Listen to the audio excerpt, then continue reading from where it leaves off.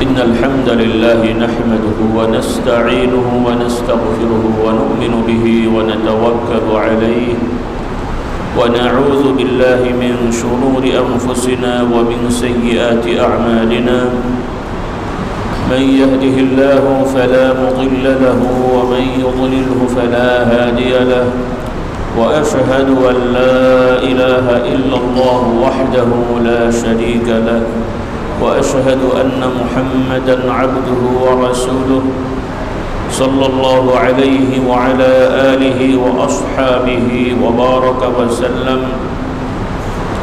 أما بعد فإن خير الحديث كلام الله وخير الهدي هدي محمد صلى الله عليه وسلم وشر الأمور محدثاتها وكل محدثة بدعة وكل بدعة ضلالة ثم أما بعد فأعوذ بالله من الشيطان الرجيم بسم الله الرحمن الرحيم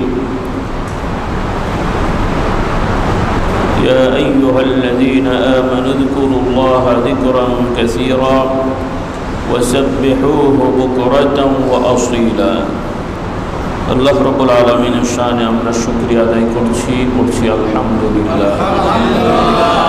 সংক্ষেপে আমরা কয়েকবার তাসবিহ, তাহমিদ, তাকবীর, তাহলিল পড়ি, সকলে পড়ি সুবহানাল্লাহ, আলহামদুলিল্লাহ, ওয়া লা ইলাহা ইল্লাল্লাহ, আল্লাহু আকবার, ওয়া লা হাওলা ওয়া লা কুওয়াতা ইল্লা বিল্লাহিল আলিয়্যিল আযীম।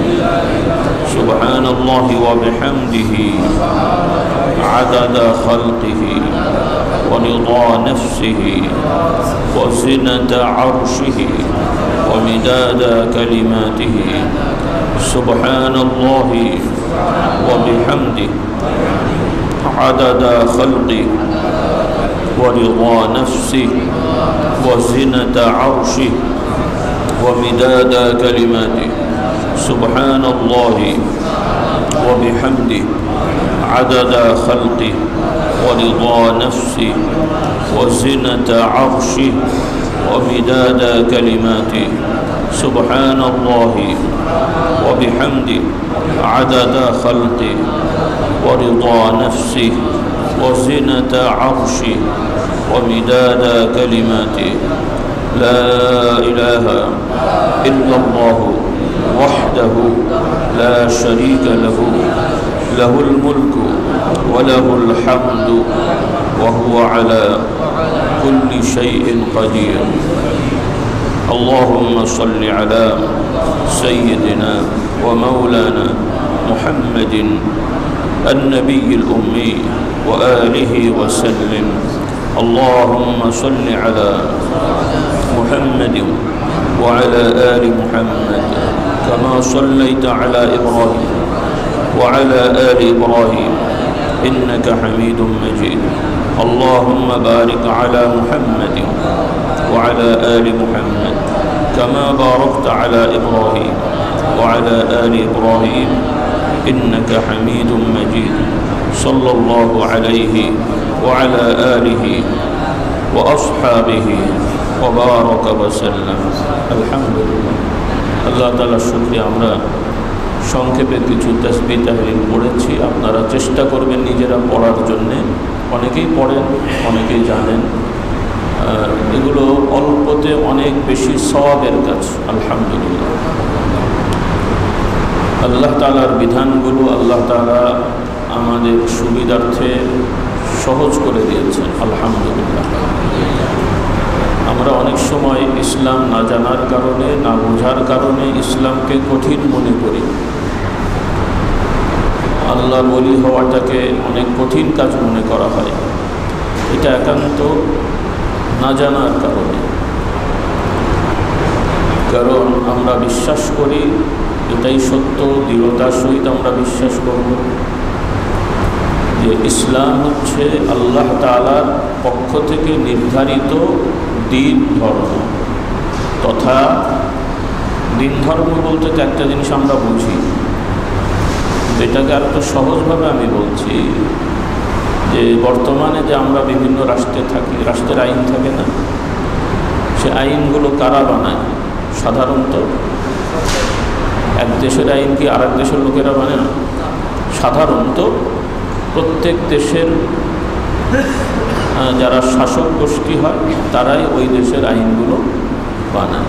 এটা হলো গতানুগতিক মানে কথা আর কি। কিন্তু বর্তমান প্রেক্ষাপটটা একটু ভিন্ন। অনেক দেশ আছে নামে স্বাধীন, কিন্তু অন্যরা অলিখিতভাবে চালায়। এক সময় ব্রিটিশরা ভারত দখল করে শাসন করেছিল, তারপরে একটা পর্যায়ে তারা শারীরিকভাবে দেশ থেকে ভারত থেকে চলে গেছে এবং বলা হয় বা আমরা দাবি করি আমরা ভারত স্বাধীন হলো, তারপরে আবার পাকিস্তান স্বাধীন হলো, তারপরে আবার বাংলাদেশ স্বাধীন হলো। এগুলো দৃশ্যত বাহ্যিকভাবে মনে হয়েছে ওরা চলে গেছে, আমরা স্বাধীন হয়ে গেছি, কিন্তু ব্যাপারটা এত সহজ নয়। ওরা চলে গেলেও ওদের ব্রিটিশদের বিষ রেখে দিয়ে চলে গেছে।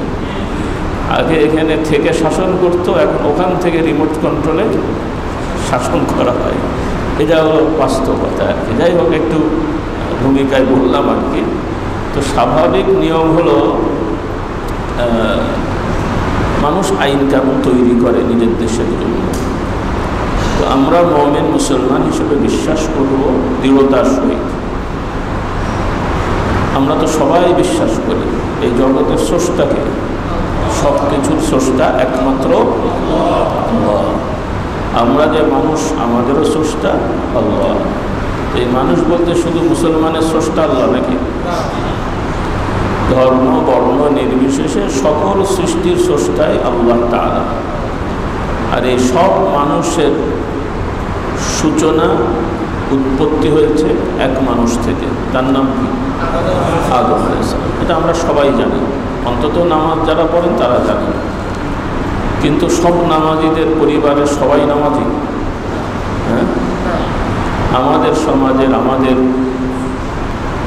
পরিবারের অনেক সদস্য আছে যারা বেনামাজি, এবং আমাদের সমাজের উল্লেখযোগ্য একটা অংশ যারা এখনো ছাত্রছাত্রী, কলেজ ইউনিভার্সিটির ছাত্রছাত্রী। তো কলেজ ইউনিভার্সিটির ছাত্রছাত্রীদের একটা বড় অংশই এই বিষয়গুলো স্পষ্টভাবে তারা জানেন, বিশ্বাস করেন, এবং সাধারণ অনেক মানুষের কাছে এগুলো স্পষ্ট না। তারা ইসলামকে ভালোবাসে বা বলে আমরা মুসলিম, কিন্তু মুসলিম হওয়ার জন্য যে কি হতে হয়, কি বিশ্বাস থাকতে হয়, কি প্রস্তুতি থাকতে হয়, এইগুলো কিন্তু অনেকের কাছে স্পষ্ট।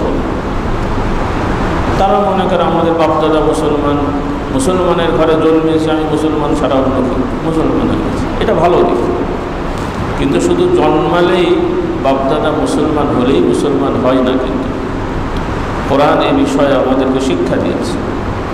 হওয়াটা স্বাভাবিক, হওয়াটা ভালো, কিন্তু অনেক মুসলমানের ঘরেও কাফের হয়।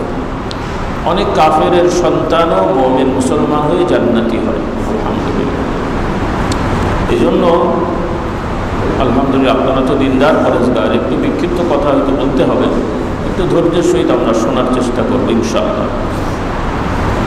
তো এই বিষয়গুলো আপনাদেরকে লক্ষ্য রাখতে হবে যে শুধুমাত্র আমরা নিজেরা একাই কি ইবাদত বন্দেগী করে জান্নাতি হয়ে যাব, আমাদের পরিবার পরিজন সমাজের মানুষগুলোর ব্যাপারে আমাদের কোনো দায়িত্ব নেই বা অতটা চিন্তা নেই, এরকম হলে খুব বড় ভয়ঙ্কর বিষয়।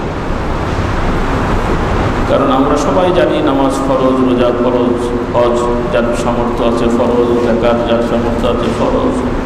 ওই একইভাবে আপনার আমার সন্তানের ভরণ পোষণ যেমন আমরা বিশ্বাস করি ফরজ, স্ত্রীর ভরণ পোষণ যেমন বিশ্বাস করি ফরজ। তো শুধু স্ত্রীর ভরণ পোষণ, সন্তানের ভরণ পোষণ, জামা কাপড় কেনা, খাওয়া দাওয়া, পড়াশোনা, এগুলো দেওয়াই ফরজ, আর ফরজ নেই? আমাদের সবার জন্য নামাজ রোজার মতোই পরিবারের দেখাশোনা পরিচালনার মতোই ফরজ হলো আমাদের সন্তানদেরকে ঈমান শেখানো, ইসলাম শেখানো, মুসলিম বানানো। এটা আমাদের উপরে কি ফরজ কাজ, নফল না। কিন্তু এটা কি এখন আপনারাই ভালো জানেন, আপনাদের বন্ধু বান্ধব আত্মীয় স্বজন নিয়ে আমরাও তো চলি আপনাদের সাথে, যদিও আমাদের একটা সীমাবদ্ধ গোষ্ঠী আছে আলাদা। আলহামদুলিল্লাহ মোটামুটি দিনের উপরে থাকছি, যাদের আত্মীয় স্বজন সবাই না হলেও মোট বেশিরভাগ। তো আপনারা যে সমাজে চলছেন আত্মীয় স্বজন নিয়ে, এমনকি নিজেদের পরিবারের কাছাকাছি যারা আছে সবাইকেই ফরজ আদায় করেছি। হ্যাঁ, সবাই আদায় করলে তার এই চিত্র আমাদের দেখতে হতো না। রাস্তায় তো আর পাথর দিয়ে মানুষ পড়তো না। হ্যাঁ, এরপরে ওইদিকে নামাজ হয় মসজিদের বারান্দায় বা মসজিদের গেটে, মুসলমানের সন্তানদের নামাজি বিড়ি খায়।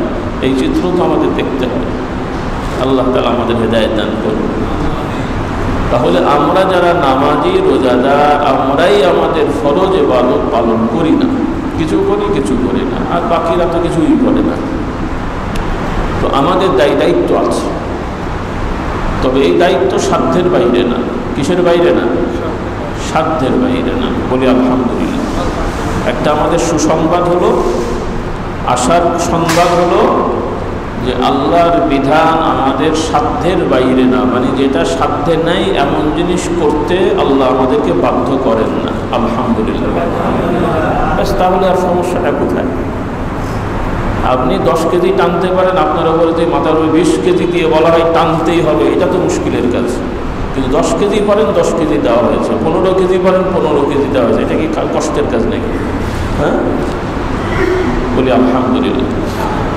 তাহলে যেটা ভূমিকায় বলেছি, আদম আলাইহিস সালাম আমাদের সবার আদি পিতা, এটা তো সবাই জানি আলহামদুলিল্লাহ। এবং আদম আলাইহিস সালামকে আল্লাহ তাআলা জ্ঞান দান করে জ্ঞানী করেছেন। তিনি নির্বোধ ছিলেন না, মূর্খ ছিলেন না, নাউজুবিল্লাহ অসভ্য ছিলেন না। বলবেন এই কথাগুলো আসলো কেন? বলার মানে হলো আমাদের সন্তানদেরকে স্কুল কলেজে পড়ানো হয় বা আগে হয়েছে, এখন ইদানিং দেখা হয়নি অনেক। আমরা তো উপর লেভেলে পড়াই বা পড়ি। মানুষের ইতিহাস পড়াতে যে মানুষ এক সময় অসভ্য ছিল, পরবর্তীতে সভ্যতা অর্জন করেছে, বলে না কথাগুলো ভুল কথা।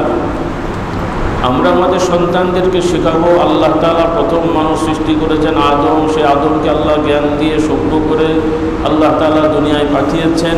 এই আদম আলাইহিস সালামের সন্তানদের পরবর্তীতে একটা অংশ তার দ্বীন হেদায়েত থেকে দূরে সরে যে অসভ্য হয়ে গেছে। তাহলে একটা অংশ অসভ্য আগেও ছিল, বর্তমানেও আছে। অসভ্য মানে শুধু এই গ্রামের লোকগুলো না ভাই, বর্তমানে অনেক সময় আমি খেয়াল করেছি আলহামদুলিল্লাহ আমাদের তো একদম প্রত্যন্ত অঞ্চলে যাওয়ার সুযোগ হয়, আল্লাহ নিয়ে যান আলহামদুলিল্লাহ।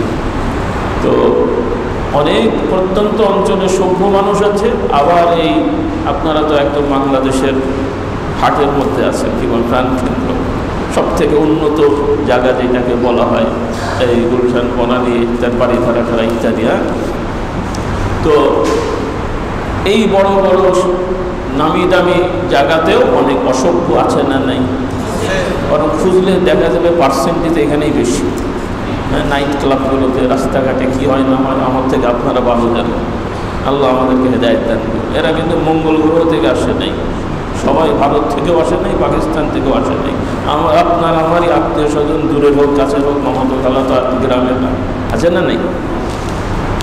তাহলে আসল সভ্যতা অসভ্যতা হলো ঈমান, আকীদা, আখলাকের মধ্যে।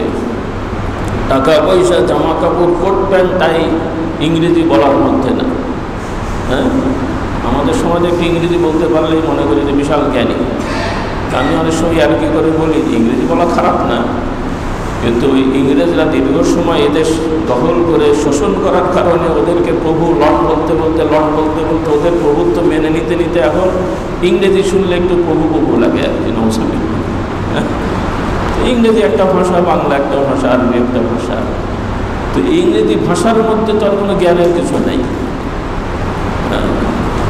কুত্তাকে ইংরেজিতে ডগ বললে তার খাসি হয় না রে ভাই, তাই হয় নাকি? তো আমাদের মধ্যে এইগুলোকে আমরা স্মার্টনেস, জ্ঞান বিজ্ঞান মনে করে বসে থাকি। নাউজুবিল্লাহ।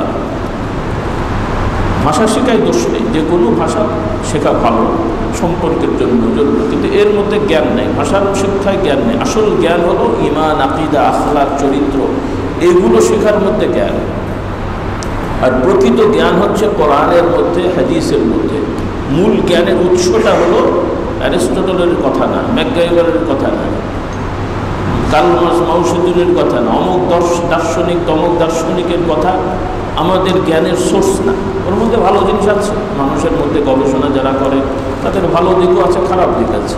অনেক জ্ঞানী বিজ্ঞানী বস্তুগত বিদ্যায় তারা অনেক পারদর্শী, কিন্তু চরিত্রে তারা লম্পট। তো সে কি আমার আদর্শ? অনেক কবি সাহিত্যিক আছে, ভাষার দিক থেকে অনেক ভালো ভাষা জানে, সুন্দর করে কথা বলতে পারে, কবি সাহিত্য রচনা করেছে, কিন্তু তাদের জীবনী জানলে দেখা যায় যে চরিত্রহীন, লম্পট, নাউজুবিল্লাহ। তো এরা কি আমাদের আদর্শ না? ওদের থেকে আমরা জ্ঞান নেব। তো সেজন্যে যে কথাটা আমি বলতে চাচ্ছি যে আমাদেরকে এটা দৃঢ়তার সহিত বিশ্বাস করতে হবে এবং আমাদের সন্তানদেরকে এই বিষয়গুলোকে শেখাতে হবে। আমাদের সবার সন্তানেরা টাইটেল পাস, মৌলানা, দাওরা পাস, হুজুর, এগুলো সবাই হতে হবে, এটা জরুরি না। তবে আমাদের সন্তানেরা আলেম হলে আমরা ঠকে যাব না। মাদ্রাসায় পড়ে টাইটেল পাস হোক, দাওরা পাস হোক, পড়ে শুনে আলেম হোক, এতে আমরা ঠকে যাব না। তবে এটা জরুরি না, আর এটা সবাই হতে পারবেও না। কিন্তু যেটা জরুরি সেটা হলো আমাদের সন্তানদেরকে আমরা যাই বানাতে চাই, ভবিষ্যতে আমাদের একটা ইচ্ছা বা তাদের একটা ইচ্ছা থাকে আমি এই পেশাজীবী হব, মানুষের জন্য কল্যাণকর এবং ইসলামের আইনে বৈধ এরকম যে কোনো পেশাজীবী আপনার সন্তানকে বানান, ইসলামে কোনো বাধা নেই। ইসলামে কোনো বাধা নেই। কোথাও কোরআন হাদিসে বলা নেই বা আল্লাহ নবী বলেননি যে সবাইকে ইমাম হতে হবে, মুফতি হতে হবে, মুহাদ্দিস হতে হবে, পীর সাহেব হতে হবে, এরকম ইসলামে বলা নেই। আর এগুলো আসলে প্রচলিত, যদিও আমরা এই নামে পরিচিতি লাভ করেছি, কিন্তু এগুলো আসলে কোনো পেশাও না। এগুলো দায়িত্ব, আমানতের দায়িত্ব পালন করি আমরা। এগুলো জাগতিক উপার্জনের যে পেশাগুলো হয়, এগুলো কোনো পেশা না, এগুলো আমাদের দায়িত্ব, আমানত পালন করি আলহামদুলিল্লাহ। পেশা হলো আপনি মুদিখানার দোকানদার, ফলের দোকানদার, বিজনেসম্যান, ব্যবসা করেন, এই কাজ করেন, ওই কাজ করেন, এগুলো পেশা। চিকিৎসক, শিক্ষক, এগুলো পেশা। তো যাই হোক, তো কোনো পেশা যেগুলো বৈধ ইসলামের আইনে, কারণ বর্তমানে আবার আমাদের সমাজে অনেক অবৈধ পেশা আছে, সেখানে আমাদের ছেলেমেয়েরা কুকুর খেয়ে বলছে, কারণ সেখানে অনেক টাকা পয়সা পাওয়া যায়, অল্পতে অনেক ইনকাম হয়। দেখি তো একটা বলেন তো দেখি, সমাজে প্রতিষ্ঠিত পেশা কিন্তু ইসলামের আইনে অবৈধ। সুদি কারবারে যে পেশাজীবী যারা আছে, মানে সুদের কারবার করে যে পেশায় যারা লিপ্ত, মানে ব্যাংকিং সেক্টর, যারা ব্যাংক প্রতিষ্ঠা করে, ব্যাংক পরিচালনা করে, প্রচলিত আইনে এটা বিজনেস। কিন্তু আল্লাহ যেন, শুধু ব্যাংকিং বলে ভুল হবে, মানে সুদ ভিত্তিক ব্যাংকিং, কারণ এখন কিছু ইসলামাইজড ব্যাংক হয়েছে বা তারা চেষ্টা করছে। রাতারাতি তো সব সম্ভব না, মন্দের ভালো চেষ্টা করছে, যেহেতু রাষ্ট্র একটা গতিতে চলছে, তাকে তো আর রাতারাতি পাল্টাতে পারবেন না। তো চেষ্টা হচ্ছে, আল্লাহ তাআলা তাদেরকে তৌফিক দান করুন, আল্লাহ তাআলা আমাদেরকেও বুঝ দান করুন। প্রচলিত নিয়মে রাষ্ট্রীয়ভাবে এটা একটা প্রশংসিত পেশা বলা যায়, কিন্তু ইসলামের আইনে এর সাথে যারা জড়াবে, আল্লাহ মাফ করুন, আমাদের কথা না, আমাদের কথা না। যদি আল্লাহ বৈধতা দিতেন তাহলে আমাদের এর পেছনে লাগার কোনো দরকার আছে নাকি? কারণ টাকা তো আমাদেরও লাগে না, হুজুরদের টাকা লাগে না, লাগে না, লাগে না। তাহলে আপনারা হাদিয়া রচনা দেবেন, 1 কোটি টাকা জমিয়ে ব্যাংকে রাখবো, ইন্টারেস্ট নেবো, আর তো আমাদের লড়াচড়ারই দরকার নেই। নাউজুবিল্লাহ। বৈধ হলে আমরা কেন এর থেকে বিরত থাকবো? আমাদের সাথে সমস্যাটা কোথায়? কিন্তু সমস্যা এই, আল্লাহ তাআলা এই বিধানকে পছন্দ করেন না। আল্লাহ তাআলা ব্যবসাকে হালাল করেছেন, সুদ ভিত্তিক কারবারকে হারাম করেছেন। এটা আমাদের জানা জিনিস, কিন্তু তারপরও আমরা কীভাবে জড়িয়ে যাচ্ছি, এগুলো থেকে আমাদের বিরত থাকতে হবে। বিকল্প ইসলামী নিয়মগুলো যেগুলো চেষ্টা করা হচ্ছে, সেখানে আমাদেরকে সহযোগিতা দিতে হবে এবং করতে হবে, তাহলে ইনশাআল্লাহ আমরা বুঝতে হবে। এরকম এর সাথে আছে সমাজের কিছু প্রচলিত পেশা, গায়ক, নায়ক, গায়িকা, নায়িকা, এগুলোও কিন্তু রাষ্ট্রীয় প্রসিদ্ধ, রাষ্ট্রীয় স্বীকৃতিপ্রাপ্ত এবং সমাজে অনেক সম্মানের। একটা গায়িকা হয়ে যেতে পারলে মানুষ তাকে, আমরা তো ওই লিফলেট দিয়েও আপনাদের খুঁজে পাই না, আলহামদুলিল্লাহ আপনারা বসছেন। আর যদি এখানে নামি দামি একটা গায়ক গায়িকা আসে, দেখবেন ওই লিফলেট ছাড়াই কয়েকশো মানুষ জমা হয়ে গেছে। হ্যাঁ, আল্লাহ আমাদের হেদায়েত দান করুন। তাহলে এই যে আমাদের, যদি আমরা হারাম জানতাম, নাউজুবিল্লাহ, রাগ করেন না, শুনতে হয়তো খারাপ লাগবে, এখানে যদি একটা শুয়োর আসে, আমরা সবচেয়ে দেখবো তো নাকি? যাবো কেউ দেখতে? এটা কোনো দরকারই নেই আমাদের। তাহলে যেটা হারাম তার প্রতি আমাদের টান থাকবে কেন? কিন্তু আমাদের সন্তানেরাও এই পেশায় হয়ে যাচ্ছে, আমরাও স্বাভাবিকভাবে মানুষেরা এই সকল পেশাকে মানে নামি দামি মনে করা হচ্ছে মুসলিম সমাজে, অমুসলিম তো অমুসলিম। তো এগুলো বলার উদ্দেশ্য যে আমাদের সন্তানদের করতে হবে যে তোমরা পড়াশোনা করো, সত্যবাদী হও, ইমানদার হও, মানুষের কল্যাণকর এবং ইসলামের আইনে বৈধ এইরকম পেশাকে বেছে নাও।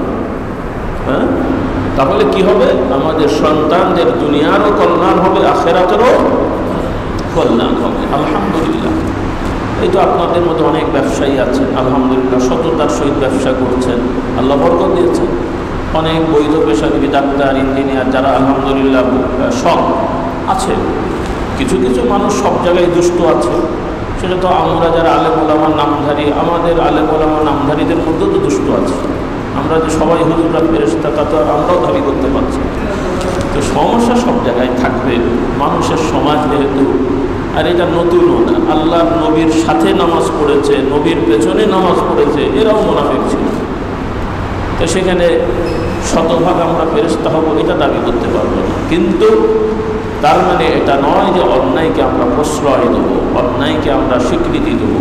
এটা হলো বড় সমস্যা আমাদের। অন্যায় কিছু না কিছু থাকতে হবে, কিন্তু সামাজিকভাবে তাকে স্বীকৃতি দেওয়া, রাষ্ট্রীয়ভাবে তাকে স্বীকৃতি দেওয়া, এটা তো আরও বড় সমস্যা।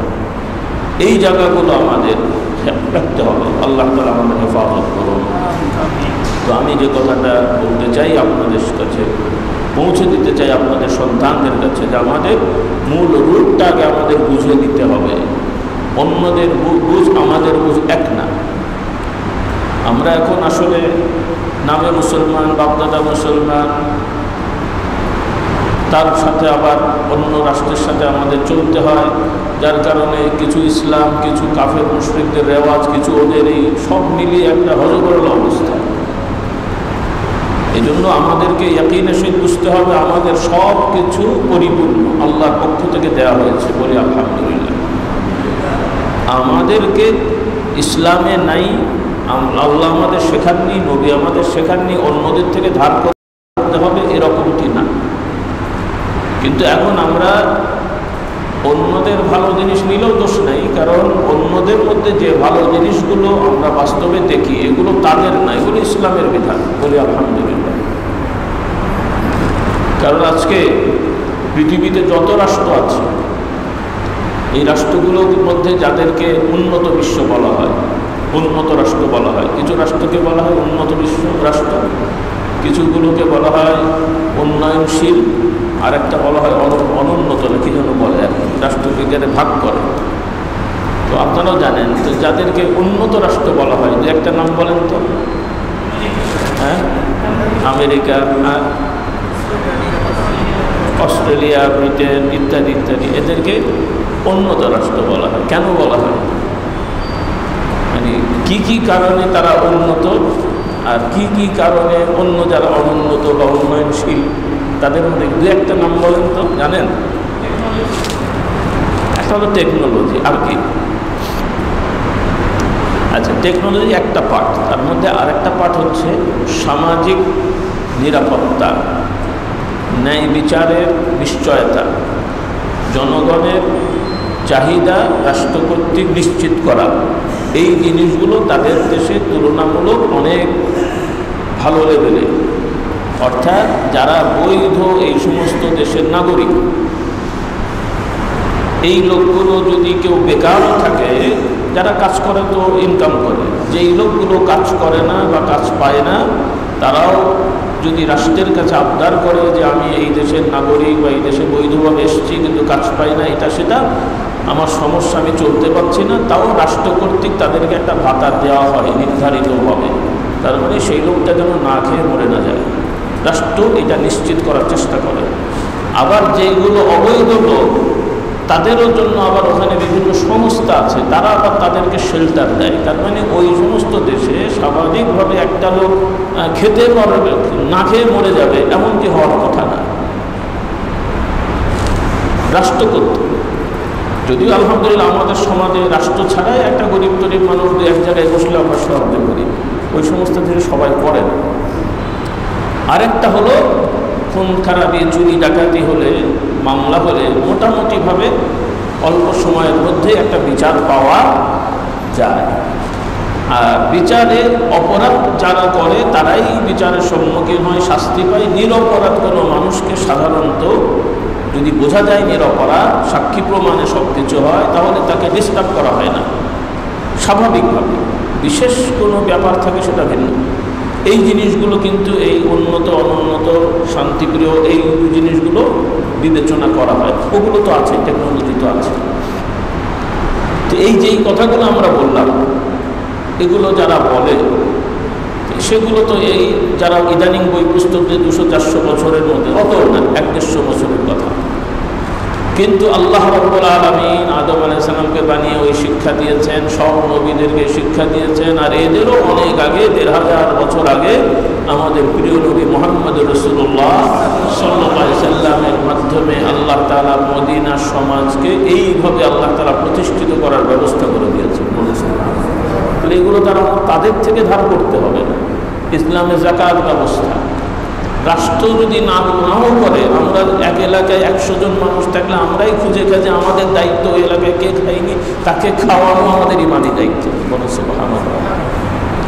অপরাধীদেরকে দমন করা আমাদের ইমানি দায়িত্ব। নিরপরাধ মানুষকে সহযোগিতা করা এটা আমাদের ইমানি দায়িত্ব, এটা তো সামাজিক দায়িত্ব। আর রাষ্ট্র তো আছেই। কাজেই কথাটা এই জন্য ভেঙে বলছি, কারণ এখন আপনারা তো শোনেন টকশো, এই সেই কথাবার্তা, এই বাংলাদেশের বড় বড় নেতা যারা রাজনীতি নিয়ে বিশ্লেষণ করে, তারা রেফারেন্স দেয় ইউরোপ, আমেরিকা, অমুক তমুক, এরা সব মুসলমানের সন্তান। খুব কম মানুষ, একান্ত ইসলামপন্থী 2-1 ছাড়া বাকি অধিকাংশ এরা মুসলমানের সন্তান। কিন্তু রাষ্ট্রের বিভিন্ন উন্নয়নের ব্যাপারে তারা রেফারেন্স দেয় ওই অমুসলিমদের। নওয়াজুবিল্লাহ। তার মানে এদের সাথে কোরআনের কোনো সম্পর্কই নেই। তাহলে আমাদের সমাজের মুসলমান যদি যারা কোরআনের সাথে সম্পর্ক না থাকলে তাদের দ্বারা আমাদের কি উন্নয়ন হবে বলেন দেখি? তারা আমাদের কি উপকার করবে? তারা আমাদের কি নিরাপত্তা দেবে? এই বিষয়গুলো আমাদেরকে বুঝতে হবে। আলহামদুলিল্লাহ, আপনারা সমাজ সচেতন মানুষ, আল্লাহ তাআলা দয়া করেছেন। একটা সময় প্রেক্ষাপট চলেছে, বিভিন্ন সমস্যা ছিল, এখনও কিন্তু আমরা আশঙ্কা মুক্ত নই, সমস্যা মুক্ত নই। বেশি উৎসাহী হওয়ার কোনো সুযোগ নেই। আমাদেরকে সচেতন থাকতে হবে। পেছনে যে সমস্যাগুলো আমরা পার করেছি, আল্লাহ না করুক সামনে যেন এই ধরনের আর জটিলতা না আসে। এটার জন্য আমাদেরকে কষ্ট করতে হবে। শুধু রাস্তাঘাটে চিল্লালে হবে না, শুধু আমার মতন 2-1 জন মসজিদে বা ওয়াজ মাহফিলে কথা বললে হবে না। আমাদের সবাইকে নিয়ে, নিজেদের পরিবার পরিজনকে নিয়ে এই ব্যাপারে ভাবতে হবে। তাহলে ইনশাআল্লাহ আল্লাহ তাআলা বরকত দেবেন। আল্লাহ তাআলার একটা নিয়ম আছে, আল্লাহ তাআলার একটা বিধান আছে। আল্লাহ দুনিয়ায় মানুষ পাঠিয়েছেন। আমরা মানুষ কিভাবে হই? আমাদের বাবা মা বিয়ে করেছেন, আমরা সন্তান হয়েছি, আমরা বিয়ে করি, আল্লাহ আমাদের সন্তান দেন। একটা রুলস আছে না? আদম আলাইহিস সালামকে আল্লাহ বানিয়েছেন। হ্যাঁ, কোরআনের কথা, হাদিসের কথা সংক্ষেপ আমরা সবাই জানি যে এই পৃথিবীর আগে বানিয়েছেন মাটিগুলো নিয়ে। আল্লাহ তাআলা আদম আলাইহিস সালামের দেহ বানিয়েছেন মাটি পানি দ্বারা। তার দেহ বানানোর পরে হুকুম দিয়েছেন, রূহ এসেছে। আদম আলাইহিস সালাম আমাদের মতন একটি জীবিত মানুষ হয়ে গেছেন। সুবহানাল্লাহ। তো আল্লাহ তাআলা বানান, কিন্তু আল্লাহ তাআলার বানান একটা নিয়ম আল্লাহর আছে নির্ধারণ করা। আল্লাহ তাআলা আমাদের খাওয়া, আমরা খাবার দাবার খাই, ভাত খাই, চাল খাই, গম খাই ইত্যাদি, ফল ফলাদি খাই। আমাদেরকে চাষ করতে হয়। ধান চাষ করি, সেখান থেকে ধান হয়, চাল হয়। গম চাষ করি, ময়দা হয়, আটা হয় ইত্যাদি। ফল গাছ লাগাই, ফল হয়। আমরা চাষ করি, কিন্তু ফলকে দেন। কারণ আল্লাহ খাওয়ার মানে কি আমরা ঘুমিয়ে থাকবো, তাসবিহ পড়বো, ফেরেশতা এসে আপেল খাওয়াবে নাকি? আমরা নামাজ পড়বো আর ফেরেশতারা এসে বিরিয়ানি সামনে দিয়ে যাবে? এর নাম আল্লাহ খাওয়া? তাহলে নামাজ পড়তে হবে, কিছু মানুষকে চাষ করতে হবে, কিছু মানুষকে রান্না করতে হবে, কিছু মানুষকে চাল বিক্রি করতে হবে। না, এই সিস্টেমগুলো আল্লাহর দেওয়া। আল্লাহ তাআলা বলছেন ওয়া আহাল্লাল্লাহুল বাইআ, আর আল্লাহ তাআলা ব্যবসা বাণিজ্য বিজনেসকে হালাল করে দিয়েছেন, সুদভিত্তিক কারবারকে হারাম করেছেন। তো মানুষ ব্যবসা করবে, পরিশ্রম করবে, অন্যের সেবা দেবে, বিনিময় দেবে, এগুলো আল্লাহর বিধান। এর মধ্যে আল্লাহ রিজিক দেবেন, বলি আলহামদুলিল্লাহ, এর মধ্যে আল্লাহ তাআলা রিজিক দেবেন। এখন আমরা সমাজে শান্তি চাই, দিন চাই, ইসলাম চাই, কিন্তু নিজেরা ওই পদ্ধতি যদি না মানি, রাতারাতি এসে ফেরেশতারা আমাদের দেশ চালাবে না। রাতারাতি এসে ফেরেশতারা চোর ডাকাতকে গলা টিপে ধরবে না। আপনার এলাকার চোরকে আপনাকে ধরতে হবে, আপনার এলাকার ডাকাতকে আপনাকে ধরতে হবে, আপনার এলাকার সন্ত্রাসী চাঁদাবাজদের বিরুদ্ধে আপনাদেরকে ঐক্যবদ্ধ হতে হবে, প্রশাসনকে বলতে হবে, প্রেশার দিতে হবে। আমরা উদাসীন চলবো, হুজুর এখানে চাঁদাবাজের বিরুদ্ধে দোয়া করবেন, ফেরেশতারা ওদের গলা টিপে ধরবে, এটা ইসলামের, এটা আল্লাহর আইন নয়। হ্যাঁ, আমাদের সন্তানদেরকে আমরা দিন শেখাবো না, ইসলাম শেখাবো না, হুজুর পানি পড়া দিলে হেদায়েত হয়ে যাবে। এই যেমন ফেসবুকে কদিন আগে দেখলাম এক বাচ্চা, তো আমি যেটা কথা শুনে বুঝলাম ও মানসিক সমস্যা আছে, আর তাকে ব্যবহার করা হচ্ছে। আমার কাছে যেটা মনে হচ্ছে তাকে ব্যবহার করা হচ্ছে, কে বা কারা ব্যবহার করছে। মানে একটা ইংলিশ মিডিয়ামের এক বাচ্চা বাবা মার বিরুদ্ধে মামলা করেছে, শুনেছেন না? মনে হয় অনেকে শুনেছেন। তো আমি তো অল্প কথা শুনেছি, আইনজীবীদের কথা শুনেছি, তাতে আমার কাছে মনে হয়েছে এটা একটা সাজানো নাটক আর কি, এটা স্বাভাবিক কোনো ওয়ে না মনে হয়েছে আমার কাছে, সত্য জানি না। তো এই বাবা মার বিরুদ্ধে সন্তান যে কোর্টে মামলা করছে, আবার তার পক্ষে আবার আইনজীবীও থাকছে, কী ধরনের অবস্থা দেখে। হ্যাঁ, কেউ জুলুমের শিকার হলে সে আইনের কাছে যেতে পারে, তবে তার বক্তব্যে কিন্তু ওগুলো কিছু আসে নাই। এজন্য বলছি, অবশ্যই আমাদের সমাজে কিছু বাপ মার নামধারী আছে অমানুষ, যারা সন্তানদের প্রতি অবিচার করে, সেটাও আছে, এবং তারা আইনের আশ্রয় নেবে, এটা দোষ না। কিন্তু প্রশ্ন হলো যে আমাদের সন্তানেরা এরকম কিছু দুষ্টুমি তো হতেই পারে। এগুলো কেন হচ্ছে? যে আমরা আমাদের সন্তানদেরকে যথাযথ প্রপার শিক্ষা দিতে পারছি না। আমরা শুধু মনে করছি এরা ভালো ভালো ইংলিশ মিডিয়াম স্কুলে পড়ে এ-লেভেল ও-লেভেল পাস করবে, তারপরে এই হবে সেই হবে। এগুলো দোষ না, ইংরেজি পড়ুক, এ-লেভেল পড়ুক, ও-লেভেল পড়ুক, এগুলো অপরাধ না। কিন্তু বেশিরভাগ ক্ষেত্রে দেখা যায় যে আমাদের এই সন্তানদের একটা বড় অংশ ঈমান আকীদা তাদের সঠিক না, ইসলামের ভিত্তি তাদের নাই। এই অবস্থায় চলতে থাকলে এক পর্যায়ে অনেকেই নাস্তিক হয়ে যাবে, সংশয়বাদী হবে, হ্যাঁ, ইসলামের সাথে আর তাদের কোনো সম্পর্ক থাকবে না। আল্লাহ তাআলা আমাদেরকে হেদায়েত দান করুন।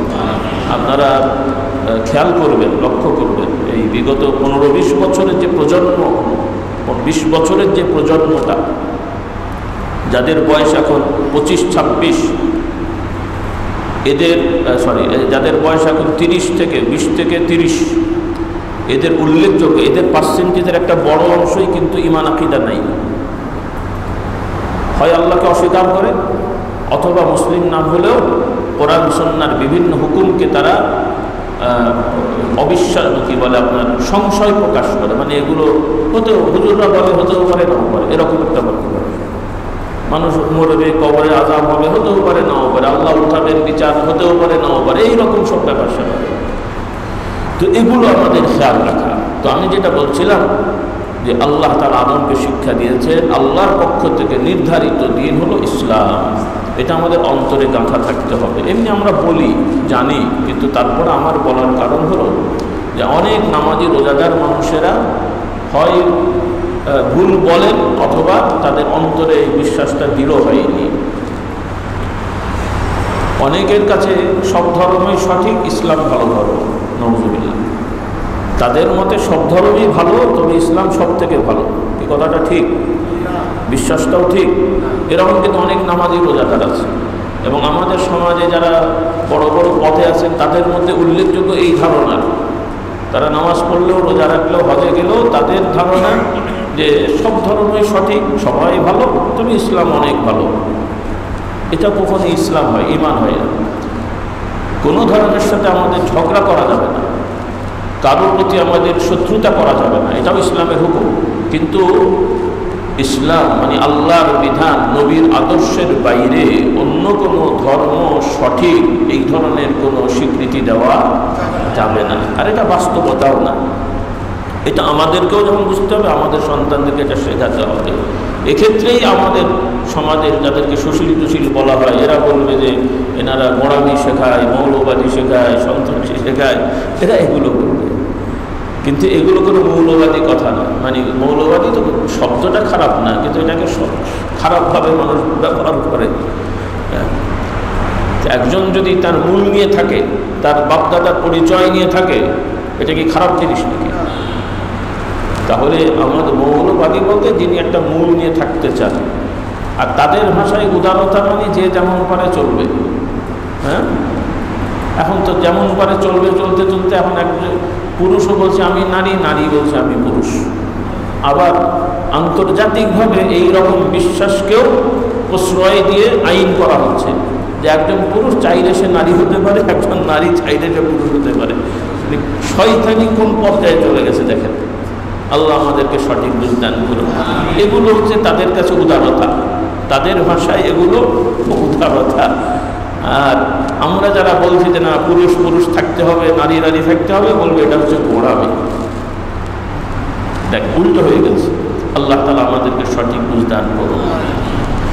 এখন প্রশ্ন হলো, আল্লাহর পক্ষ থেকে ইসলাম আল্লাহ তাআলা সব নবী রসুলকে দিয়েছেন। সব নবী রসুলগণ ইসলামের ধারক বাহক, এবং সর্বশেষ নবী মুহাম্মদুর রাসূলুল্লাহ সাল্লাল্লাহু আলাইহি ওয়াসাল্লাম, তিনি হচ্ছেন আল্লাহর পক্ষ থেকে নবী রসুলগণের ধারাবাহিকতার শেষ নবী। এটা আমরা সবাই জানি আলহামদুলিল্লাহ। এটা হলো সোজা রাস্তা। এবং মুহাম্মদ রাসূলুল্লাহ সাল্লাল্লাহু আলাইহি ওয়াসাল্লামের পর থেকে আমরা ইসলাম পেয়েছি যে রুট, যেই রাস্তা, সেটা হলো মুহাম্মদ সাল্লাল্লাহু আলাইহি ওয়াসাল্লামের পরে তার খলিফা হলেন আবু বকর। কে? মুহাম্মদ সাল্লাল্লাহু আলাইহি ওয়াসাল্লাম শেষ নবী, কিন্তু মুহাম্মদ সাল্লাল্লাহু আলাইহি ওয়াসাল্লামের পরে আর নবী আসবে না, কিন্তু তার আদর্শ এবং তার দ্বীনকে প্রচার প্রসারের দায়িত্ব নিয়ে যিনি দায়িত্ব পালন করেছেন তিনি হলেন কে? আবু বকর। শুধু তিনি একজন রাষ্ট্রের নায়ক, প্রেসিডেন্ট বা এমপি টাইপের, এটা মনে করেন না। আবু বকর রাদিয়াল্লাহু তাআলা পরে যিনি দায়িত্ব পালন করেছেন তিনি কে? ওমর রাদিয়াল্লাহু তাআলা, তারপরে উসমান, তারপরে আলী। এটা জানা এমনি জানেন, কিন্তু আমি বলার উদ্দেশ্য হলো এখানে একটা বড় বিষয় আমাদের সামনে আছে। এই যে রাসূলুল্লাহর পরে আবু বকর, তারপরে ওমর, তারপরে উসমান, তারপরে আলী, এই ১৫০০ বছর ধরে কোটি কোটি আল্লাহওয়ালা দিনদার মুমিন মুসলমান সত্যবাদীরা আমাদেরকে এই বর্ণনা দিয়েছেন, তথা এই চেনে যে ইসলাম আমরা পেয়েছি এটা হলো সোজা রাস্তা। এটাই হলো আহলুল সুন্নাতুল জামাত। আপনারা সুন্নি বা আহলুল সুন্নাহ শোনেন, এটা হচ্ছে আহলুল সুন্নাতুল জামাতের সোজা রাস্তা। আরেকটা রুট হলো মুসলমান নামধারী একটা গোষ্ঠী, তারা আমাদের থেকে কম সংখ্যা, কিন্তু সংখ্যা একদম কম না। তাদের দাবি হলো মুহাম্মদ সাল্লাল্লাহু আলাইহি ওয়াসাল্লামের পরে তার দায়িত্ব পাওয়ার কথা হযরত আলীর, কিন্তু আবু বকর, ওমর, ওসমান ইনারা ষড়যন্ত্র করে, জুলুম করে তারা দখল করে রেখেছেন, ইনাকে দেন নাই। হ্যাঁ, এখন তাদের হিসেবে যে নবীর পরে ইসলাম নিতে হবে আলীর রূপ থেকে, এই তিনজন বা, এবং তাদের একটা বড় অংশ বিশ্বাস করে এই তিনজন জাহান্নামী। নাউযুবিল্লাহ। আপনারা আগে শুনেছেন কিনা আমি জানি না, কেউ শুনেছেন কেউ শুনেননি, খুব ভালো করে খেয়াল করেন। আর যারা এই আবু বকর, ওমর, ওসমানকে অস্বীকার করে শুধু আলীকে প্রাধান্য দিয়ে ইসলামের পরিচয় দেন, তারা নিজেদেরকে দাবি করেন যে আমরা আলীর দল, এবং তাদের পারিভাষিক অর্থ নাম হলো শিয়া। এই যে শিয়া বলে, আমাদের অনেক সাধারণ মানুষ বোঝে না যে আসলে দ্বন্দ্বটা কোথায়। শিয়া সম্প্রদায়ের সমস্যাটা হলো আবু বকর, ওমর, ওসমানকে পাশ কাটিয়ে আলীকে প্রাধান্য দেওয়া। আর এই প্রাধান্য দিতে যে দুইটা গ্রুপ, একটা গ্রুপ হলো আবু বকর, ওমর, ওসমান, হযরত আয়েশা রাদিয়াল্লাহু তাআলা, ওমর রাদিয়াল্লাহু তাআলা স্ত্রী উম্মুল মুমিনিন হাফসা, এনাদের এবং আরও অনেক সাহাবীদেরকে তাদের ভাষায় এরা কাফের, নাউযুবিল্লাহ। অথবা কাফের না হলেও তারা জাহান্নামী। খুব ভালো করে কথা খেয়াল করেন। আচ্ছা, যারা একজন নামাজ পড়ে, রোজা করে, মাথায় টুপি দেয়, দাঁড়িয়ে রাখে, কিন্তু সে বিশ্বাস করে যে আবু বকর জাহান্নামী, ওমর জাহান্নামী, ওসমান জাহান্নামী, আয়েশা জাহান্নামী, হাফসা জাহান্নামী। মুসলমান তো নাকি? হ্যাঁ, মুসলমান হয়। এই হলো বিষয়। হ্যাঁ, যে বলবে হ্যাঁ আমরা হযরত আলীকে ভালোবাসি, নবীর জামাই, তিনি অনেক বড় আল্লাহওয়ালা, এজন্য আমরা আলীর দল, সেটা তো সমস্যা নেই। তো হযরত আলীকে তো আমরাও ভালোবাসি, না ভালোবাসি না? আমরাও হযরত আলী রাদিয়াল্লাহু তাআলা আনহুকে ভালোবাসি, শুধু রাসূল খলিফা হিসেবে না, আমিরুল মুমিনিন না। এক একজনের এক একটা বৈশিষ্ট্য আছে। আবু বকর রাদিয়াল্লাহু তাআলা একদিকে তিনি হচ্ছেন একমাত্র রাসূলুল্লাহর খলিফা। খলিফা চারজন আমরা বলি, কিন্তু মূল খলিফা হচ্ছেন রাসূলুল্লাহ সরাসরি আবু বকর, কেন তিনি তার খলিফা। ওমর রাদিয়াল্লাহু তাআলা রাসূলুল্লাহর খলিফা না, তিনি হচ্ছেন আবু বকরের খলিফা রাদিয়াল্লাহু তাআলা। চেইনটা এভাবে। এজন্য হযরত ওমরের সময় বলা হয় আমিরুল মুমিনিন, তিনি বলতেন। কারণ তাদের সময় তো সব স্পষ্ট, আমাদের মতন তার গোজামিলি না। আবু বকর রাদিয়াল্লাহু তাআলা সম্বোধন করা হতো ইয়া খলিফাতা রাসূলিল্লাহ, খলিফা রাসূলুল্লাহর প্রতিনিধি। ওমর রাদিয়াল্লাহু তাআলা যখন আসলেন, তিনি তো আবু বকরের পরে আসলেন, তাহলে ইনি খলিফা হলেন কার? আবু বকর রাদিয়াল্লাহু তাআলা। এখন লোকেরা ডাকে হে ইয়া খলিফাতা খলিফাতে রাসূলুল্লাহ, হে রাসূলুল্লাহর খলিফার খলিফা, তাই বেড়ে গেল না? তো ওমর রাদিয়াল্লাহু তাআলা প্রথম দিকে শুনতেন, তারপরে বলেন দেখো আমি তো আসলাম ঠিক আছে, আমার পরে আর একজন আসবে, তারপরে আসবে, তাহলে বাড়তে থাকবে, ইনি রাসূলুল্লাহর খলিফার খলিফার খলিফার খলিফার খলিফার, এরকম হতে হতে তো অনেক লম্বা হয়ে যাবে। তা তোমরা আর এটা নিয়ে এত না বাড়িয়ে, রাসূলুল্লাহর খলিফা আবু বকর ছিল, তারপরে আমরা আসছি ঠিক আছে, বলতে যে আর এত খলিফার দরকার নেই, তোমরা বলো আমিরুল মুমিনিন, তোমরাও ইমানদার, আমরাও ইমানদার, আমি তোমাদের দায়িত্বশীল, কাজেই বলো আমিরুল মুমিনিন, যে মুমিনদের নেতা, মুমিনদের আমির, তাহলে সহজ হয়ে গেল আর কি। এজন্য আমরা আবু ওমর রাদিয়াল্লাহু তাআলা আনহুর পর থেকে ওমর, ওসমান, আলী রাদিয়াল্লাহু তাআলা আনহুম আজমাইন, এনাদের সময় আমিরুল মুমিনিনটা বেশি প্রচলিত। তাহলে আমাদের কাছে এটা স্পষ্ট হতে হবে যে আহলুল সুন্নাহ মানে সুন্নতের অনুসারী, আর শিয়া বলতে, শিয়া শব্দটা খারাপ না, শাব্দিক অর্থ হচ্ছে গোষ্ঠী বা দল, বা আরেকটা হ্যাঁ গোষ্ঠী বা দল, সম্প্রদায়, এগুলোকে আরবিতে শিয়া বলে। কোরআন শরীফে শব্দটা আছে। এজন্য ওরা হযরত আলী রাদিয়াল্লাহু তাআলাকে ভালোবাসার দাবি করে তারা বলে আমরা আলীর দল, কিন্তু বলে তারা এই মিথ্যা দাবি করে বানোয়াট কথাবার্তা দিয়ে হযরত আলী রাদিয়াল্লাহু তাআলা, হযরত আলীর বংশধরকে তারা বিভিন্নভাবে বিশ্বাস করে, যেগুলো ইসলামের সাথে সাংঘর্ষিক। তারা বিশ্বাস করে হযরত আলী সহ ইমাম হাসান হুসাইন এবং তার ভাইয়েরা, তার পরবর্তী প্রজন্ম, এনারা সবাই নিষ্পাপ। তাদের বিশ্বাস এনারা সবাই নিষ্পাপ, মানে তারা কোনো পাপ করতে পারেন না বা কোনো ভুলও করেন না। তারা যা বলবেন, তাদের দাবি হলো তারা আল্লাহর পক্ষ থেকে, তারা নবী না কিন্তু আল্লাহর পক্ষ থেকে সংবাদ পান, সেই জন্য তারা নিষ্পাপ। নাউজুবিল্লাহ, এটা হলো তাদের বাড়াবাড়ি কথা। আমরা হযরত আবু বকর, ওমর, ওসমান সহ কোনো সাহাবীকে নিষ্পাপ বিশ্বাস করি না, কারণ নিষ্পাপ হওয়াটা এটা একমাত্র নবীদের বৈশিষ্ট্য। কাদের বৈশিষ্ট্য? হ্যাঁ, জন্মগত নিষ্পাপ হওয়া, মানে জন্ম থেকে মৃত্যু পর্যন্ত নিষ্পাপ থাকা হওয়া, এটা হলো নবীদের বৈশিষ্ট্য। আর আরেকটা হলো পাপী হয়েও নিষ্পাপ, বলি আলহামদুলিল্লাহ, পাপী হয়েও নিষ্পাপ। গুনাহ পাপ করে ফেলেছে কিন্তু তওবার হালতে ছিল, এবং তওবা করে ফেলেছে এবং ওই হালতে মারা গেছে, তার গুনাহ টোনা থাকলেও আল্লাহ তার মাফ করে দিয়েছে। সুবহানাল্লাহ। আল্লাহর প্রিয় বান্দারা এরকম, আল্লাহর ওলিদের একটা বড় অংশই কিয়ামতের ময়দানে তারা নিষ্পাপ হয়ে উঠবেন। তাদের গুনাহ ছিল কিন্তু নিষ্পাপ হয়ে উঠবেন। সুবহানাল্লাহ, আল্লাহ তাআলা আমাদেরকে সেই দলের অন্তর্ভুক্ত করুন।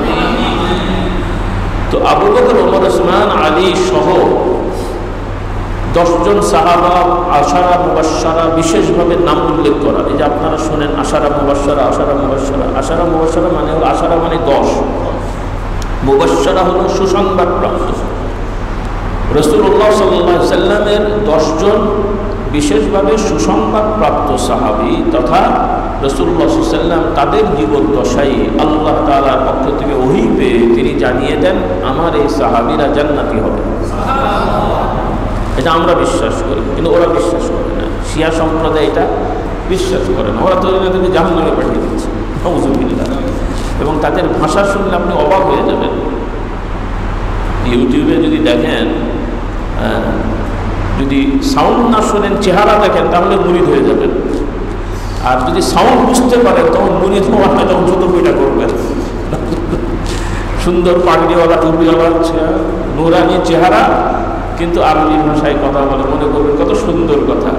নাউযুবিল্লাহ। তারা আরবি ভাষায় তাদের ওয়াজ মাহফিলে আমরা যেমন সাহাবাদের জন্য দোয়া করি, ওরা হযরত আলী এবং তাদের ইমামদের জন্য দোয়া করে, আর ওই সাহাবীদের নাম নিয়ে তারা অভিশাপ দেয়। কি ধরনের জঘন্য বুঝে দেখেন। তো আল্লাহ তাআলা আমাদেরকে সঠিক বুঝদান করুন। এখন আমরা এই আলোচনার দরকার কি? আলোচনা দরকার এজন্য, আমাদের সমাজে নামধারী শিয়ার সংখ্যা কম, বেশি না। আর এই ধরনের আকীদা শিয়াও কম। বেশিরভাগ শিয়া হলো এই মহররমে তাজিয়াটা দিয়ে করে, এরা হয়তো আলীর ভক্তি করে, কিন্তু আবু বকর ওমর এনাদেরকে খারাপ জানে না। বেশিরভাগ শিয়া আমাদের সমাজে এরকম। কিন্তু খারাপ না জানলেও তারা হযরত আলী এবং তার পরিবারের সদস্যকে এমনভাবে তারা ভক্তি করে যেটা শিরিক করে। কি করে? কীরকম? তাদের রোগ ব্যাধি বালা মুসিবত হলে তারা হযরত আলীকে সম্বোধন করে ডাকে। হ্যাঁ, আমাদের সমাজে অনেক সময় আগেও আপনারাও বলেছেন, বা আমরাও ছোটোবেলায় বলেছি বা শুনেছেন, কোনো শক্তিশালী কাজ করতে যে কি বলা হয়? ইয়া আলী। নাউযুবিল্লাহ, নাউযুবিল্লাহ। হ্যাঁ, একটা হলো সাধারণত মানুষ জানেও না কেন বলে আল্লাহ তাআলা। তবে এখানে ইয়া আলী বলার আল্লাহ তাআলার একটা নাম আছে, আল্লাহ আলী, কিন্তু ওই নাম এখানে বলার সুযোগ মানে এই মানে কোনো কাজকর্ম করার সময় এই নাম বলার সাথে মিলে না। কেন? আলী মানে হলো সুউচ্চ। আর আমি যদি আল্লাহর পক্ষ থেকে শক্তি চাই তাহলে বলতে পারি ইয়া কওয়িয়্যু, আল্লাহ শক্তিশালী। ইয়া কওয়ি মানে হে আল্লাহ আপনি শক্তিশালী, আমাকে শক্তি দান করুন, সেটা বলতে পারি। কিন্তু এই যে ইয়া আলী বলার প্রবণতাটা, এটা ওই শিয়াদের থেকে আমাদের মধ্যে ঢুকে পড়েছে, কিন্তু আমরা জানিও না। এমনকি অনেক তাবিজের মধ্যেও আছে, এই যে গলায় তাবিজটা যায় না, আমি নিজে দেখেছি, এই জন্য বলছি। কারণ আমাদের যেহেতু বীর মুরিদি আছে, কিছু এইগুলো দেওয়ার দরকার হয়। আমভাবে এগুলো লেখা উচিত না, একান্ত ওজরের মাসআলায়। কারণ সাধারণ নিয়ম হলো মানুষ কোরআন শরীফ পড়বে, সূরা ফাতিহা পড়বে, ফালাক নাস পড়বে, আয়াতুল কুরসি পড়বে, অন্যান্য জিকির দোয়া করবে, আল্লাহ তাআলা এর ওসিলায় তাকে ভালো রাখবেন। এটা হলো সোজা রাস্তা, এটা হলো মূল। এর সাথে কিছু পানিতে ফু দিয়ে খাবেন, বা আরেকজন ফু দিয়ে খাওয়াবে, মাথায় হাত বুলিয়ে দেবে, ফু দেবে, এগুলো বৈধ, এগুলো আছে, এগুলোকে আমরা অবজ্ঞা করব না। কারণ কিছু ভাইয়েরা অনেক সময় এগুলোকে অবজ্ঞা করেন যে শিরক বিদআত না, এগুলো সুন্নাত। আল্লাহর নবী কি শিরক করবেন? নাউযুবিল্লাহ। আল্লাহর নবী কি বেদাত করবেন? সাহাবারা কি শিরক বেদাত করবেন? তবে তাদের থেকে এগুলো প্রমাণিত।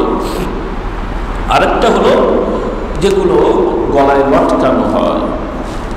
আগেকার সমাজে কিছু জিনিস গায়েবী সাহায্যের জন্য বিভিন্ন গাছের ডাল, গাছের শিকড়, বিভিন্ন রকমের পাথর, বিভিন্ন লোহার তৈরি কিছু বিষয়, এগুলো লটকানো হতো। এগুলোকে আরবিতে বলে তামিমা, তামাইম, লটকানো হয় হাতে, গলায়, বিভিন্ন জায়গায়। এগুলোতে এর মধ্যে কোনো আল্লাহর সাহায্য চাওয়া হয় না। তারা বিশ্বাস করে যে এই বস্তুগুলোর শক্তি আছে এগুলো করা। যেমন আমাদের সমাজে কিছু পাথর বিক্রি করে অনেকে, আংটিয়া, এই আংটি এটা হয়, ওই আংটি ওইটা হয় না, অষ্টধাতু আবার আরেকটা। মানে এই পাথরের গুণে আপনার ব্যবসা ভালো হবে, চাকরি পেয়ে যাবেন, এই রাশির ওই শুনেছেন? হ্যাঁ, যিনি পাথর বিক্রি করে বেশিরভাগ পাথর কোথায় বসে? কোথায় বসে? বেশিরভাগ ক্ষেত্রে ফুটপাতে বসে। আর যাদের পাথর দেয় এদের বলে এই পাথর লাগালে কোটি কোটি টাকার বিজনেস হয়ে যেত। তো ওকে প্রশ্ন করা যাবে, আপনি কেন হাতে পাথর দিয়ে বড় বিল্ডিংয়ে বসেন, আপনার কেন ফুটপাতে বসেন?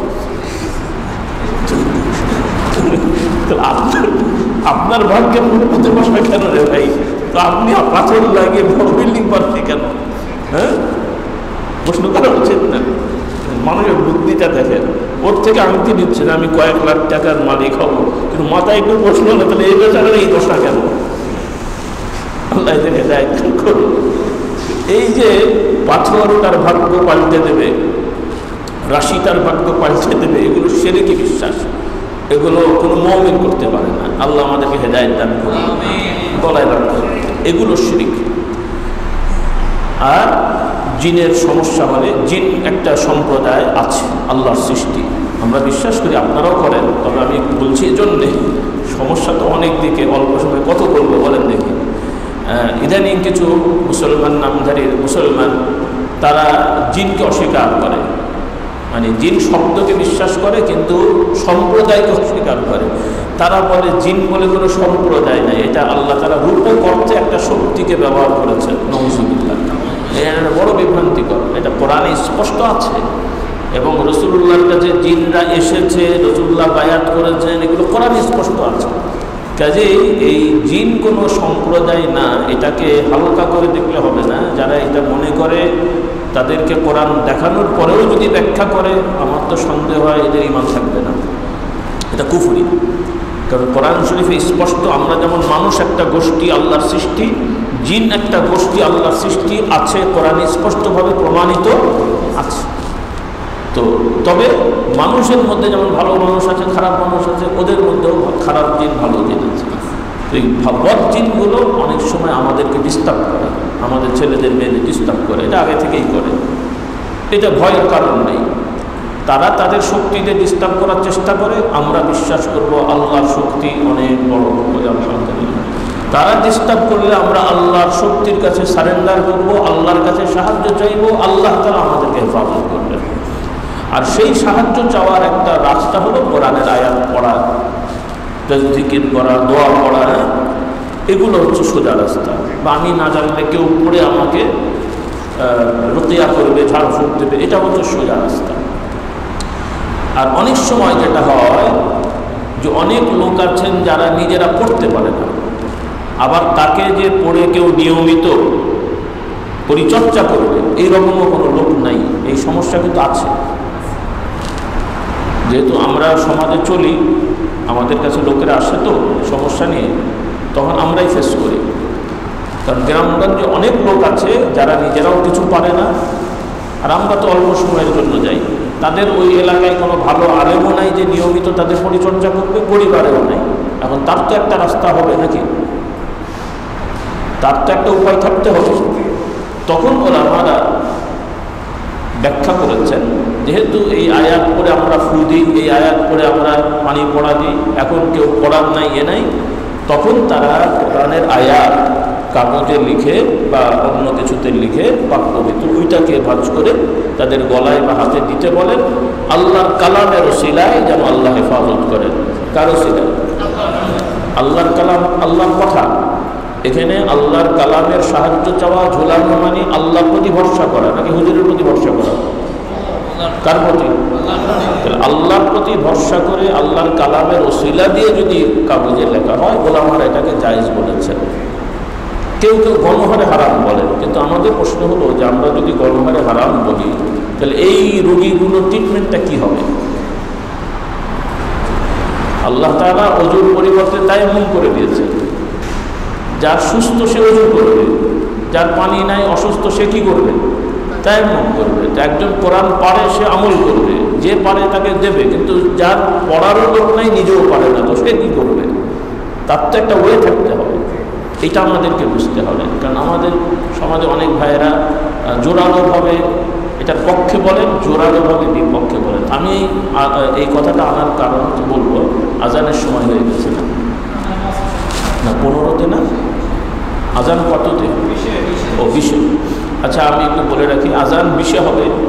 আজানের সময় আমরা বিরতি দেবো, আজানের পরে কয়েক মিনিট বলে দোয়া করে শেষ করে দেবো ইনশাআল্লাহ। ইনশাআল্লাহ। তো এই প্রসঙ্গটা আনার কারণ হলো যে একদিকে আমরা বৈধতা বুঝে নিলাম, আর এই তাবিজের নামে যে দুষ্টুমি শয়তানিগুলো চলে এটাও আমি একটু বলে দিই। ওই যেটা আমি বললাম আলীর কথা, কোনো কোনো তাবিজের নামে লেখা আছে, আরবিতে লেখা, এই জন্য আমাদের অনেকে আরবি ভালো জানে না, ওই খাতা বইয়ে লেখা থাকে ওগুলোকেই লিখে তারা, মানে পড়তে পারে লিখতে পারে কিন্তু অর্থ জানে না। এটা একটা সমস্যা আছে আমাদের, অনেক যারা তাবিজ লেখে এরাও জানে না।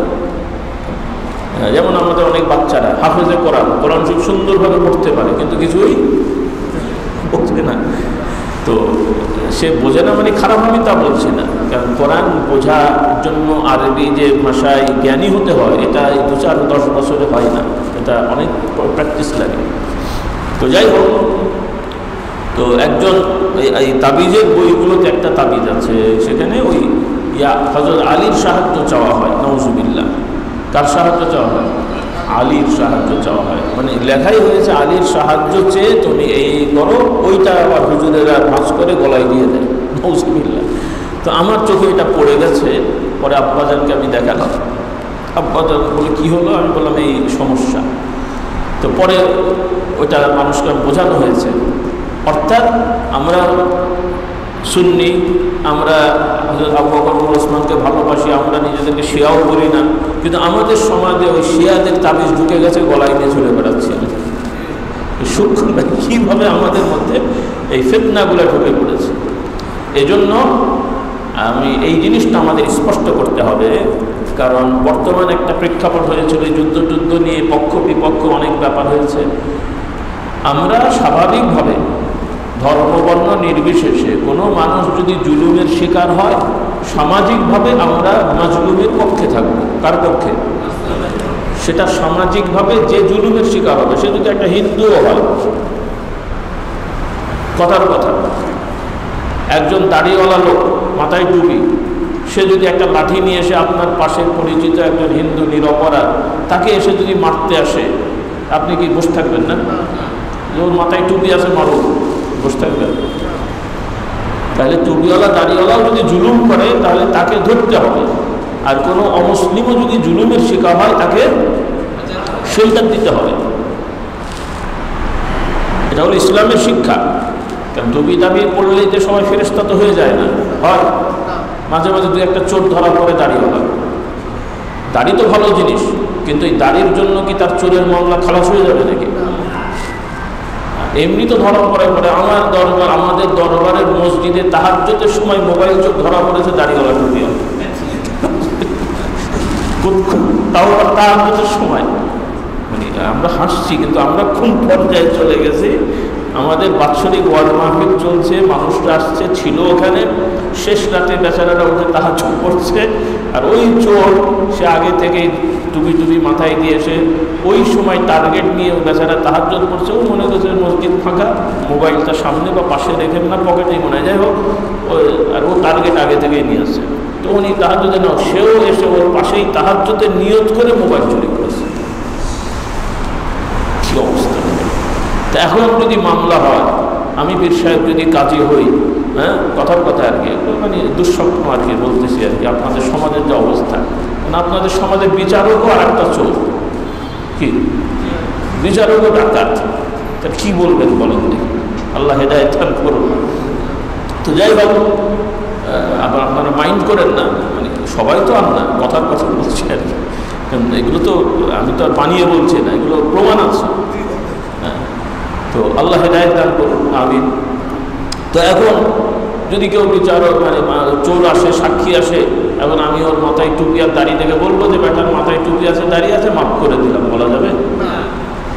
চোর চোর, ওই দাড়িওয়ালা হোক আর টুপিওয়ালা হোক আর পাগড়িওয়ালা হোক আর টাইওয়ালা হোক আর জেমে পাশ হোক আর দেবদূষী হোক, ইসলামের আইনে অপরাধীদেরকে কোনো ছাড় দেওয়া হবে না, হয় না, ইসলামের আইন হয় না। কিন্তু আমাদের সমাজে নামি দামি অপরাধ হলে বেকসুর খারাপ, আর যেগুলো যে সাধারণ যেগুলো হয় যত ঝামেলা ওইগুলোর উপরই। হ্যাঁ, আল্লাহ তাআলা আমাদেরকে সঠিক বুঝদান করুন। তো এভাবে আমাদের সমাজে শিরিক বেদাত ঢুকে পড়ছে শিয়াদের মাধ্যমে এবং আহলে সুন্নিদের মাধ্যমেও আল্লাহ এদেরকে হেদায়েত দান করুন। তাহলে সংক্ষেপে আমি এটা বলতে চাই, এই যে শিয়া এবং সুন্নি বা আহলুল সুন্নাহ তফাৎ, মৌলিক তফাৎ হলো যে আমরা যারা সুন্নি আমরা সব সাহাবীকে ভালোবাসি, এমনকি আমিরুল মুমিনিন মুআবিয়া রাদিয়াল্লাহু তাআলা আনহু তিনিও আল্লাহ রসুল সাল্লাল্লাহু আলাইহি সাল্লামের স্ত্রীর ভাই, যেটা আমাদের ভাষায় শ্যালক বলা হয়। মুআবিয়া তিনি তো সাহাবী, সাধারণ সাহাবী না। রাসূলুল্লাহর প্রতি যখন ওহী নাজিল হতো আল্লাহ নবী বলতেন, ওই ওহীর কয়েকজন সাহাবী লিখতেন, তার মধ্যে একজন মুআবিয়া রাদিয়াল্লাহু তাআলা। কথাটা খুব খেয়াল করেন। তো মুআবিয়া রাদিয়াল্লাহু তাআলা আল্লাহ রসুলের সাহাবী, ওহী লিখতেন এবং আল্লাহ রসুলের স্ত্রীর ভাই, এবং আল্লাহ রসুলের স্ত্রী সবাই জান্নাতি বলে আলহামদুলিল্লাহ। কোনো কোনো নবীর ক্ষেত্রে ব্যতিক্রম হয়েছে। পূর্বে কোনো কোনো নবীর স্ত্রী ঈমান আনেন নাই, স্ত্রী থেকেই মারা গেছেন, কিন্তু জাহান্নামী হয়েছে, নাউজুবিল্লাহ। কিন্তু আমার নবীর কোনো স্ত্রী বেঈমান নন এবং সব স্ত্রীরাই জান্নাতি, আলহামদুলিল্লাহ। ওই শিয়াদের যুক্তি ওইটাই যে আগের নবীদেরও তো স্ত্রী খারাপ ছিল, বা খারাপ বলতে জাহান্নামী ছিল, নাউজুবিল্লাহ। কাজেই তাদের দাবি নাউজুবিল্লাহ, হযরত আয়েশা জাহান্নামী, হযরত হাফসা জাহান্নামী, উম্মু হাবিবা এরা জাহান্নামী, বলুন নাউজুবিল্লাহ। শিয়াদের দাবি কত বড় ভয়ঙ্কর সমস্যা দেখে, দেখতে শুনতে ফেরেশতার মতন টুপিওয়ালা, দাড়িওয়ালা, পাগড়িওয়ালা, কিন্তু তাদের বিশ্বাসে এবং এগুলো তারা প্রচার করে, নাউজুবিল্লাহ। এই জন্য আমাদের কাছে এগুলো স্পষ্ট থাকতে হবে। আমরা তো আসলে এই বাহ্যিক দেখেই মানে মহব্বত নিয়ে আবেগে আমরা পড়ে যাই। আল্লাহ তাআলা আমাদেরকে সঠিক জ্ঞান দান করুন, বুঝ দান করুন। মুহতারাম ভাইরা, আল্লাহ তাআলা আপনাদেরকে কবুল করুন। বিক্ষিপ্ত যে কথাগুলো বলছিলাম, আমরা সারমর্ম হলো যে আমরা নিজেরাও ইসলামকে বোঝার চেষ্টা করব, কোরআনের সাথে সম্পর্ক করব, আমাদের সন্তানদেরকে কোরআনের সাথে সম্পর্ক স্থাপনের চেষ্টা করব। ছোটোবেলা থেকেই ইসলামের আইন অনুযায়ী আমরা তাদেরকে গড়ব। মোটামুটি আমরা জানি, আলহামদুলিল্লাহ, অনেকের ছেলেরা এখন মাদ্রাসায় পড়ে। তো শুধু মাদ্রাসায় দিলেও আবার আমাদের দায়িত্ব চলে যায় না। মাদ্রাসায় যারা পড়ান তারাও মানুষ, তাদেরও সীমাবদ্ধতা থাকে। তো আমাদের দায়িত্ব নিতে হবে সন্তানদের প্রতি, সমাজের প্রতি। আমরা যাতে করে খাঁটি ইমানদার থাকতে পারি, মুমিন থাকতে পারি, আমরা আমাদের সাধ্য অনুযায়ী দায়িত্ব পালন করব। যেটা সাধ্যের বাহিরে, এটার জন্য আল্লাহ তাআলা আমাদেরকে ইনশাআল্লাহ কোনো শাস্তিও দেবেন না, কোনো বিচারের সম্মুখীন করবেন না ইনশাআল্লাহ। তো যাই হোক, এই বিষয়গুলো আমরা খেয়াল করবো। আর দাওয়াত থাকবে আপনাদেরকে, অনেকে দু একজন হয়তো গেছেন, অনেকে বা বাকিরা ফুরফুরা দরবার নাম শোনেন। তো বাংলাদেশে আমাদের ঢাকা দারুস সালামে আমাদের দরবার, গুগল ম্যাপ যারা দেখেন ওখানে পেয়ে যাবেন। আর এমনি তো লোকেশন বুঝবেন, দারুস সালাম ফুরফুরা দরবার। ওখানে বাৎসরিক মাহফিল হয়, ডিসেম্বরে সাপ্তাহিক মাহফিল আছে, মাসিক মাহফিল, মাঝে সাঝে যাওয়ার চেষ্টা করবেন। আর এমনি বোঝার জন্য বলছি, আমাদের আদি যেটা ফুরফুরা বলতে যেটা প্রকৃত গ্রাম, সেটা মূলত বর্তমান ভারতের মধ্যে।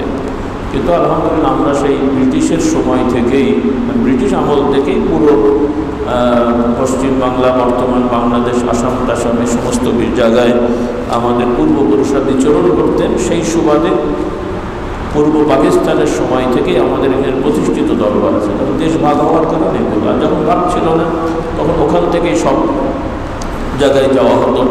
তো এখনও ভারতে আমাদের ওই অবস্থানগুলো আছে, আমাদের আত্মীয় স্বজন আছে, তারা দিনের খেদমত করেন, আমরাও যাই, তারাও আসে। তো এটা একটু জানিয়ে রাখছি। তো মূলত আমাদের টার্গেট থাকবে আমরা সকল আলেম ওলামাদের, ভালো মানুষ, সত্যবাদী, দিনদার, আল্লাহওয়ালা যারা, তাদের সাথে আমরা সম্পর্ক রাখবো। আর শুধু আবেগে চলবো না, ইসলাম বোঝার চেষ্টা করব, বুঝে মানব। আমাদের সমাজে অনেকের আবেগ আছে ইসলাম মানার, কিন্তু ভুল কাজ করে। তো আবেগ দিয়ে ভুল কাজ আমরা না করি। আবেগ থাকা ভালো, কিন্তু সঠিক কাজ করতে হবে এবং সেটার জন্য জ্ঞান থাকতে হবে। আমি যদি বিষয়টা নাই জানি তাহলে তো আমি সঠিক কাজ করতে পারবো। আল্লাহ তাআলা আমাদের হেদায়েত দান করুন। কথার কথা, নামাজ পড়ার দরকার, ভালো কাজ। এখন একজন মুসাফির হালতে সে সফর করতে গেছে, খুব দামি ভালো গাড়ি, এয়ার কন্ডিশন বাস বা দামি গাড়িতে সফর করছে, যেই মসজিদে রাস্তায় নামাজ পড়তে দাঁড়িয়েছে মুসাফির হালতে, মসজিদটাও মনে করেনি এসি করা সুন্দর মসজিদ, এখন আছে তো অনেক। এখন সে যদি মনে করে যে আমি তো আরামে গাড়ি চেপে আসলাম, এসি মসজিদ পেলাম, কাজে আমার 4 রাকাত থেকে 2 রাকাত পড়ার দরকার, আমি পুরোটাই পড়ি, ঠিক হবে? যত আরামেই থাকেন সফর হালতে কয় রাকাত পড়বেন? 2 রাকাত পড়বেন। আবার যদি নিজের বাড়িতে এসে যদি দেখা যায় কারেন্ট চলে গেছে, প্রচণ্ড গরম, কাজেই জোহরের নামাজ 4 রাকাত বাড়ছে 2 রাকাত পড়ি, তখন কি চলবে? তাহলে আমাদের যুক্তিতে আবেগে ইসলাম না। আপনি যত আরামেই থাকেন সফরে 2 রাকাত পড়বেন, যত কষ্টেই থাকেন বাড়িতে 4 রাকাত পড়তে হবে। এখানে যুক্তি দিয়ে আল্লাহর দ্বীনকে মানা যায় না, আবেগকে মানা যায় না। আবেগ থাকবে কিন্তু ইসলামের আইনকে জেনে শুনে মানতে হবে। তো মাশাআল্লাহ, যাই হোক, আমাদের এক ভাই আপনাদের এখানে ব্যবসা করেন, আরও ভাইরা পরিচিত আছে, তারাও মহব্বত করেন। সেই সুবাদে আলহামদুলিল্লাহ এই মসজিদ কমিটির ভাইরা সুযোগ করে দিয়েছেন, অনুমতি দিয়েছেন। মহতারাম খতিব সাহেব, ইমাম সাহেব, মুয়াজ্জিন ভাই, খাদেম ভাই সাহেবরা ওনারাও সহযোগিতা করেছেন আন্তরিকতার সহিত, আমাদের ভাইদের প্রস্তাব মেনে নিয়েছেন। অর্থাৎ আমাদের ভাইরা চেষ্টা করেন আমাদের সুযোগগুলো একটু কাজে লাগানোর। তো আল্লাহ তাআলা নিয়ে এসেছেন, বিক্ষিপ্ত কিছু কথা বললাম, ভালো কথাগুলো আল্লাহ তাআলা মনে রেখে আমল করার তৌফিক দেন, ভুলভ্রান্তি ক্ষমা করে দেন। আবার অনুরোধ, আপনারা প্রত্যেকেই বাড়িতে কোরআনের তাফসীর রাখবেন, নিয়মিত পড়বেন, সহি শুদ্ধ করে তেলাওয়াত করার চেষ্টা করবেন, রাসূলুল্লাহ সাল্লাল্লাহু আলাইহি ওয়াসাল্লামের হাদিস চর্চা করবেন, মসজিদে বেশি বেশি সময় ব্যয় করবেন, জুমার দিনে আগে আগে মসজিদে যাওয়ার চেষ্টা করবেন। অবসর সময় থাকলে মাগরিব থেকে ঈশা মসজিদে কাটাবেন, আসর থেকে মাগরিব মসজিদে কাটাবেন। এভাবে অবসর সময়, কাজের সময় তো সম্ভব না, ওই সময় বেরোতে হবে, অন্তত অবসর সময়গুলো আমরা কাজে লাগাই। যেই সময়টা বাইরে বসে থাকলে আমার নষ্ট হবে, গুনাহ হবে, অপরাধ হবে, ওই সময়টা আমরা মসজিদে কাটাই। অনেক মানুষ আছেন অবসর বিকেলবেলা আমরা রাস্তাঘাটে বসে যে সময় কাটাই আর কি, যেটা তো আল্লাহওয়ালা দিনদারের কি সময় কাটানোর জন্য রাস্তাঘাট লাগে নাকি? আল্লাহ গল্পের বই করে সময় কাটাই, ফেসবুক থেকে সময় কাটাই। তো আমরা ফেসবুক থেকে গল্পের বই করে সময় না কাটিয়ে জিকির আজকার করে মসজিদে বসে থেকে তওবা ইস্তেগফার করে সময় কাটাই। এগুলো আমার সময় কাজে লাগবে, সময়টা কাটবে। আর এখানে সময় জমা হবে ইনশাআল্লাহ, ইবাদত জমা হবে আখিরাতের জন্য, এবং এটার জন্য অনেক পরিশ্রমও লাগছে না, কোটি কোটি টাকাও দেয় হচ্ছে না। এগুলো আমরা অনেক সময় খেয়াল করি না। আল্লাহ তাআলা আমাদের সবাইকে তৌফিক দান করুন। আমাদের অবসর সময়গুলোকে আমরা কাজে লাগানোর চেষ্টা করি। আর যেগুলো আমাদের দুনিয়ার ব্যস্ততার সময় অনেকটাই কাজে লাগে না, কিন্তু দুনিয়ায় খুব ব্যস্ত, রেজাল্ট দেখবেন 0। আর এই অবসর সময়গুলো এবাদত বন্দেগীতে লাগালে কি আমাদের দেখবেন বিশাল রেজাল্ট ইনশাআল্লাহ। সুবহানাল্লাহ ওয়া বিহামদিহি। আল্লাহ তাআলা আমাদেরকে তৌফিক দান করুন।